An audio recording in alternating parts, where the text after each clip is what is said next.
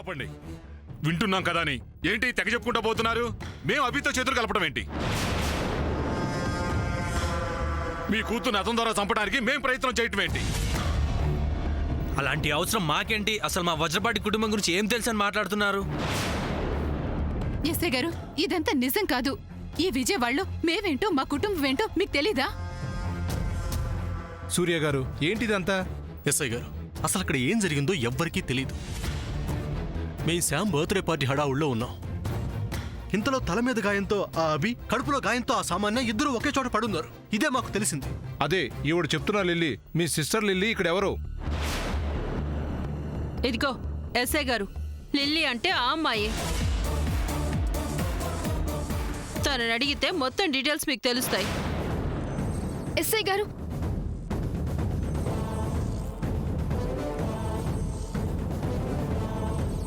మా లిల్లీకేం తెలీదు. ఆ అభి ఒక ఫ్రాడ్. వాడి వల్ల ఆల్రెడీ మా వజ్రపాటి గ్రూప్ ఆఫ్ కంపెనీస్ లో పెద్ద ఫ్రాడ్ జరిగింది. కోట్ల కోట్లు సూర్య అకౌంట్ నుంచి అన్అఫీషియల్ గా ట్రాన్స్ఫర్ జరిగిపోయింది. అదంతా చేసింది అభి అని మీ డిపార్ట్మెంట్ మొత్తానికి తెలుసు కదా. చేశాడా? ఎస్ఐ గారు, అసలు ఇదంతా జరగడానికి కారణం ఈ సమంతనే.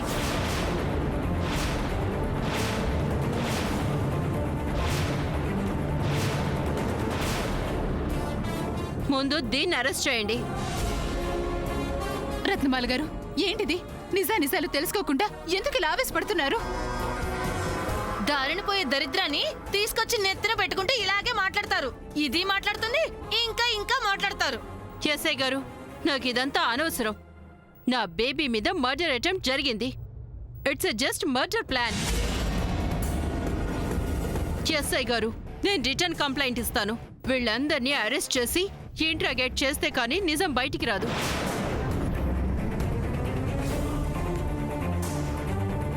అంటే మీరు చెప్తే పోలీసులు వినేస్తారా? నిజాలు వాళ్ళకి మాత్రం తెలియవా? ఏం నిజం తెలియాలి?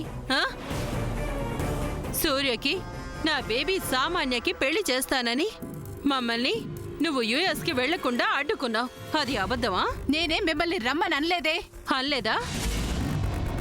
ఓకే సూర్య, నా బేబీని నువ్వు మ్యారేజ్ చేసుకుంటానని వీళ్ళందరి ముందు నువ్వు ప్రామిస్ చేయడం అది అబద్ధమా? సామాన్య కత్తితో పీక కోసుకొని చస్తానని బెదిరిస్తే ఎక్కడ మా ఇంట్లో చస్తుందేమోనని మా తమ్ముడు అలా చెప్పాల్సి వచ్చింది. చెప్పాడు అంతే. ఓహో, అయితే నా బేబీతో ఎలాంటి సంబంధం లేకపోతే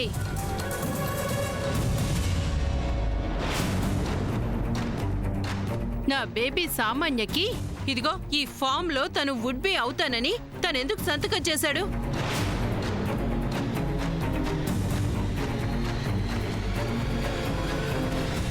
చూడండి ఎస్ఐ గారు,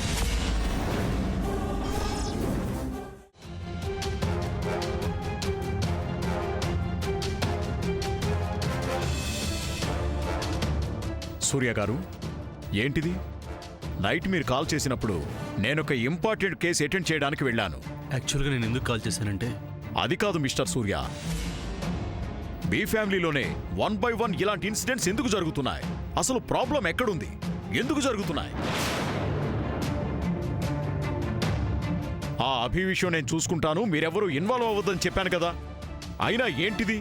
సార్, వాడి విషయంలో అసలు నేనేం చేయలేదు. మరి వాడిలా ఎందుకు చేశాడు? బర్త్డే పార్టీలో ఆ గొడవేమిటి? ఆ అభి వాళ్ళ ఫాదర్ ఎంతలా గోల చేస్తున్నాడో తెలుసా? ఇదంతా కావాలనే మీరే చేయించారంటున్నాడు.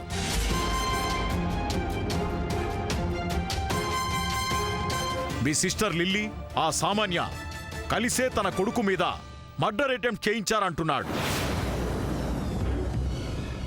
ఐఎమ్ సారీ మిస్టర్ సూర్య, ఒక గౌరవమైన కుటుంబంలో ఇలాంటి ఇన్సిడెంట్ చోటు చేసుకోవడం చాలా బాధాకరమైన విషయం and very very bad. Commissioner గారు, నేను చెప్పేది వినండి. ఏం చెప్తావు సూర్య? ఆ అభి గడిచేత నా కూతురు పైన మర్డర్ అటెంప్ట్ చేయించింది నువ్వు, ఆ సమంత కాదా?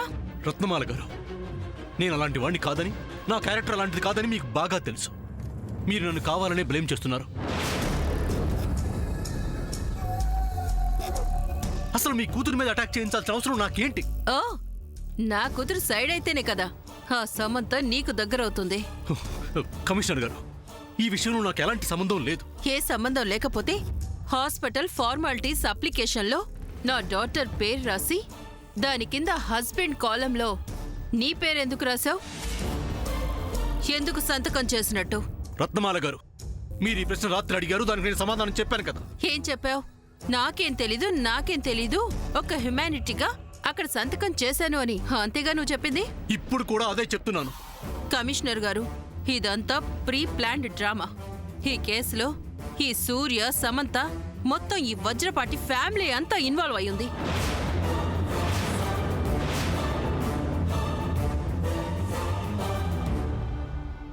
ఇది ఎక్కడ పెద్ద కేసు అయ్యి టోటల్ ఫ్యామిలీ అంతా ఎక్కడ జైలుకి వెళ్లాల్సి వస్తుందో అని అప్లికేషన్లో నా కూతురికి సూర్య హస్బెండ్ అంటూ సైన్ చేశాడు.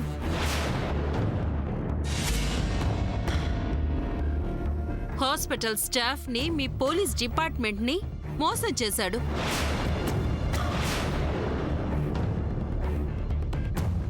పెళ్లి కాకుండా ఎవరైనా ఆ రకంగా సైన్ చేస్తారా? మీరే చెప్పండి కమిషనర్ గారు. ఎస్ఐ గారు, మీకంతా తెలుసు కదా, చెప్పండి కమిషనర్ గారికి. కమిషనర్ గారు, ఇప్పుడు ఈ క్షణం నేను మీకు కంప్లైంట్ ఇస్తున్నాను. వీళ్ళందరి మీద కేసు ఫైల్ చేసి arrest them immediately.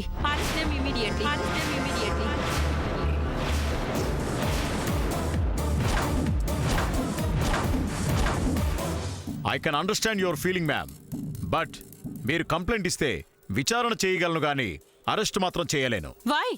Benefit of doubt కింద ఒక రెస్పెక్టబుల్ ఫ్యామిలీని అరెస్ట్ చేయలేం. ఏంటి? వీళ్ళని రెస్పెక్టెడ్ పీపుల్ అంటున్నారా?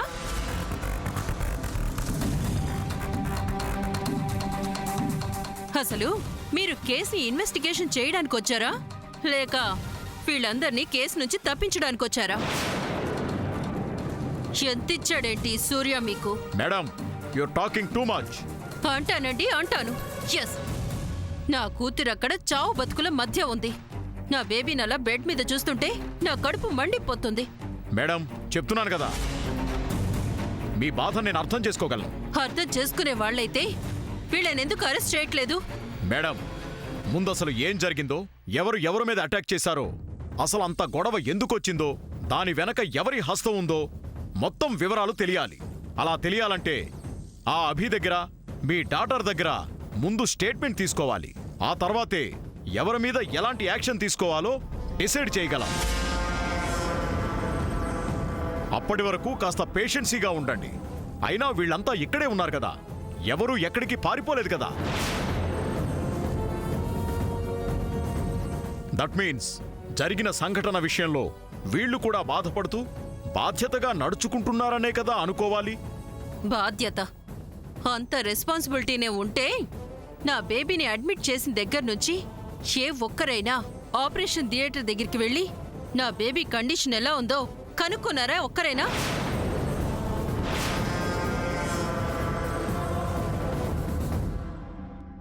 సూర్య గారు, 1 సెకండ్, మీతో కొంచెం మాట్లాడాలి. Come with me. ఓకే.